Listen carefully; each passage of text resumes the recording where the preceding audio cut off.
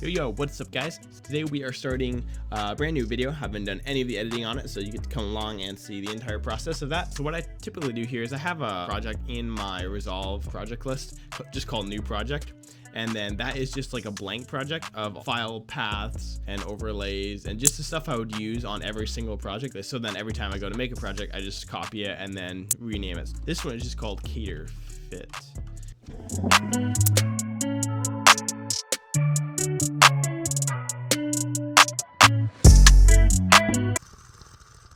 I bet that was incredibly gross sounding. Okay, I'm gonna grab all these raw files. This is all shot in Blackmagic Raw, which is, don't get me started on talking about Blackmagic Raw, people. We'll go all day long. Go all day on Blackmagic Raw.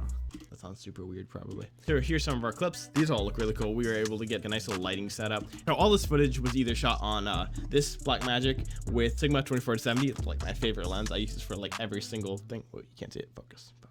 Yeah, I use this lens for like literally every single thing I ever shoot. So the wider shots were shot on the Sigma 18-35, which you're looking at right now, coming through my Canon. The Canon is what I use for shooting all the videos like of myself because autofocus. So I'm gonna come over to Epidemic Sound. Get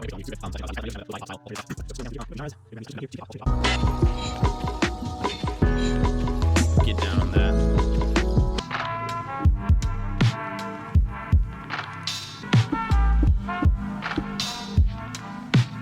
Hey, what's up, Mr. Kirk? How's it going? How you doing? Good day? You want some coffee? Or you just want to lick yourself? If he just like bites those hard drives and breaks them, that would like really stink, because I've got like some high value projects in the works right now. I've started to just put away now because I don't trust him. So yes, typically, hey, what are you doing? So yeah, now I'm just like watching through some of these clips as I listen to the music, seeing how like the pacing would go and like whether or not it would match. I don't want too many flashy syncopated transitions. I'm gonna download all the stems. All right, so now back to our raw files. Lettuce, kale, chia seed. You know, like that's like, it's all important. So I don't actually know what this leaves of greenness are called. Now, full disclosure, I am not a salad expert like you might have thought, but I really am not at all a salad expert. Anyways, if I mess up what some of this stuff is called, I apologize. Gonna come into our color management and then throw on a Gen 5 film to extended video conversion color space thingy. These were all shot in log, so they're all looking black and white, kind of like these. But if we throw on that conversion in the color space, every video as we go through the edit is going to be converted to Rec 709. I can look at these clips and I can kind of see what the final result is going to look close to. Definitely not what the final color grade will be, but just a little bit closer to give me a reference of how I want to build this out. So I tried a couple different shots here over the top that didn't work very well from this side because that's just where I was standing. And then I realized I was being stupid. I need to come around to this side of the other hand where we can actually see what's going on. And boom, there we go. We have some strawberries getting laid on. That's kind of one of the things you really have to learn. Reshoot everything. Don't just take a shot and be like, it was in the frame somewhere and call it good. You have to like try something else. The very first thing I tell people when I go in to do these food videos and stuff, I am going to change my mind a lot and I'm going to say things and then change things. That's just because everything is different and everything comes across in film differently. And there are rules that we follow and rules that we know things. But the best filmmakers know that you go into the spot with all the knowledge and experience you have, and then you apply that to what you're trying to film. And then by doing that, you learn that what you just did doesn't look good. But then you figure out how to make it look good because of your experience, you know? So you can't just come straight in and know exactly what shot's gonna look perfect. You come in knowing what shot's gonna look good, try it, and then figure out what looks perfect. That's how it goes. All right, just real quick, run from the beginning, see the clips we got.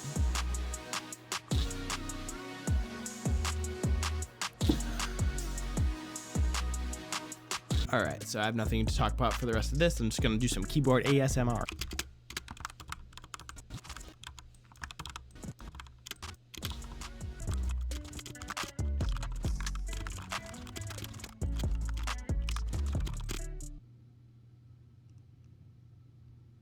That is awesome.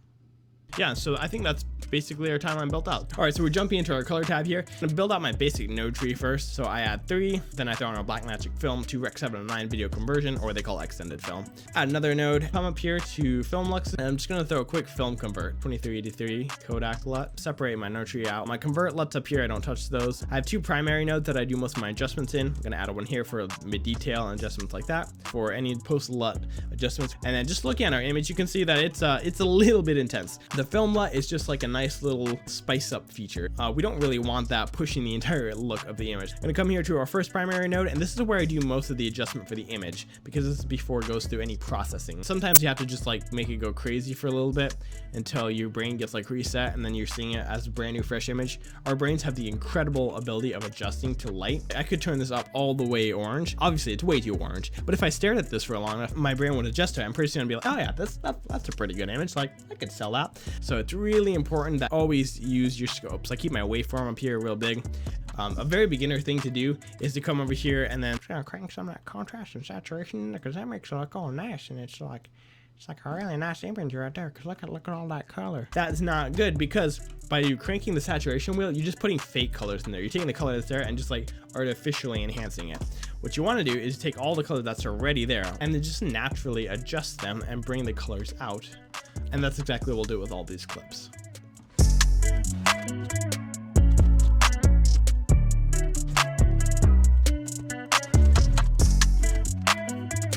Waiting for this fighter jet to figure out where else he could go practice his strafing maneuvers. Anyways, so now the last thing I'm gonna do is go in here and stabilize these clips. All right, so the second clip here definitely needs it. Crank that smoothness a little bit more. Oops, went a little too far there. It went black. She gone. I'm gonna pull that back a little bit. That way we don't actually lose the clip. Some people don't like it. Some people think it looks robotic. I like robotic. Dang it, my fan's making noise now too. Hang on. All right, so the very last thing I'm gonna do is come in here and just add a couple of transitions and keyframes and stuff, just to make this footage look a little more spicy and like make it flow together. I'm gonna import a little light leak here. One more light leak there. That looks kind of cool. Well, that's like a little transitional idea. That way you're watching through, you understand, oh, this is not salmon anymore, this is a bag.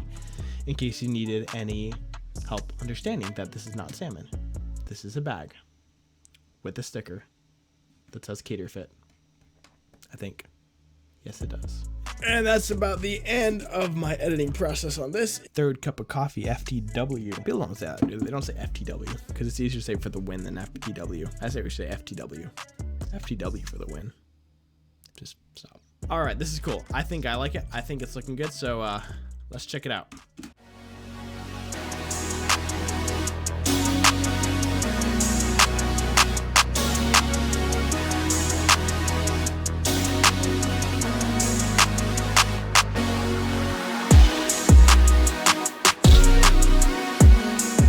Anyways, guys, thank you for watching. Hope you liked the video.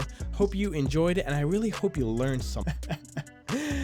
Yeah, there was probably nothing to learn here. But anyways, go ahead, hit the like button. It's probably gonna be the first video I ever make, so if you've hit the subscribe button already, you are like some kind of, I don't know, I guess you could have like subscribed before I started the video. That's very possible. That'd be, yeah, never mind. Anyways, thanks for watching, guys, and let's see, how do I end this video?